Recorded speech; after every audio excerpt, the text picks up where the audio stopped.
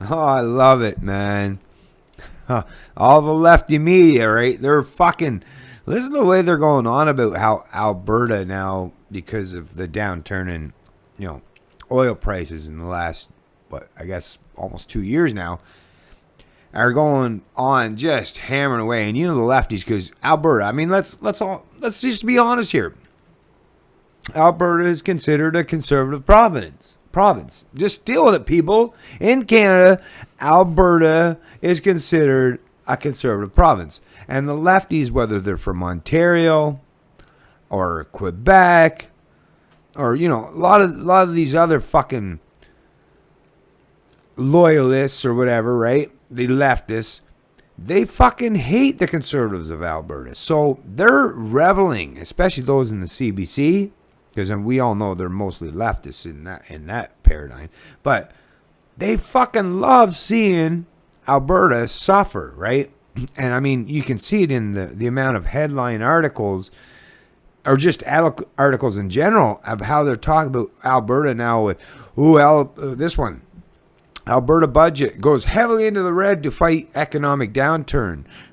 Province's debt forecast to hit $57.6 billion by 2019. But they're talking about how this year, in another article, how the Alberta deficit is going to be $10 billion. But meanwhile, like, look at Ontario, right? I mean, look at Ontario. So look at socialist Ontario, right? Parasite Central. Look at Ontario. It's the world's most indebted sub-sovereign, which, you know, province or state in the entire world. And Ottawa is strategically positioned in Ontario, fairly close to the border of Quebec.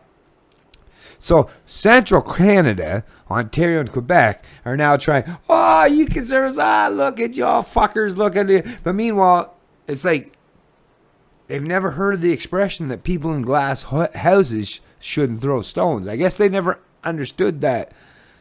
The reason behind that little sentence structure, right? The whole reason why, if you stand in a glass house throwing stones at others, probably a bad idea, because it's pretty easy to smash your little fucking, your little home, your little temple down, because it's made of glass.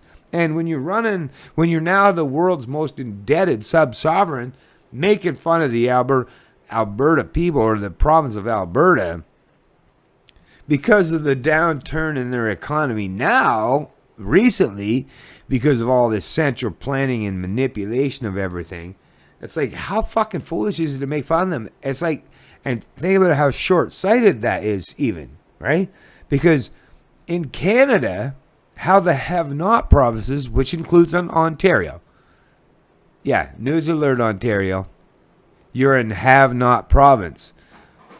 When your incomes, when all the money that you can generate through theft, taxation, right, or stealing or plundering from the masses, when that is vastly lower than the kind of expenditures that you're imposing on the people, well, that makes you a have-not province. And just like most of the East Coast, with the exception of Newfoundland for a few years when they were enjoying the benefits of natural gas and oil extraction, but when you recognize the reality of the fact that you're on the other side of that equation and you're a have-not province, don't you think? So that just goes to show the fucking retarded mentality of these people. Now you're going to go after Alberta, which has been the prosperous province for the longest time. I mean, they're the people of Alberta, the productive capacities that is represented in that province from the private sector that provides all the productive wealth and capacity. But when you're the one that now is no longer wealthy enough to provide extra security and services for everyone else, the have-not provinces, when the have-not provinces, I mean, that's like, think about it in a family atmosphere, right?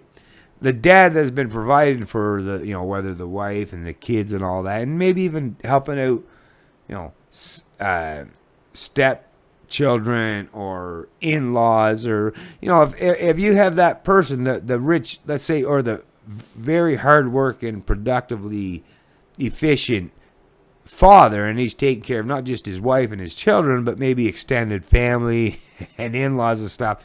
And then all of a sudden he loses his job, right? For those people to turn around and say, "Ah, look, you suck just as bad as we do now. Look, you can't even pay your credit cards."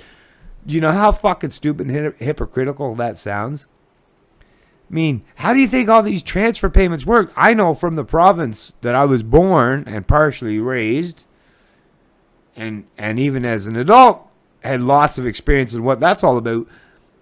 The last time, I think it was back in 2011, 2012, or whatever hell year it was, the entire budget for the province of New Brunswick, well, back then I think it was like 44, 46% of that relies on transfer payments from the have provinces, the ones that have more productive capacity and capital than they're being stole from. But they had to rely on being able to steal or plunder that productive capacity to quite a substantial degree. I mean, think about it. 44, 41, 46. You're almost talking about the half of the budget of the entire province of New Brunswick relied fully on being able to get welfare checks from the productive people in Alberta.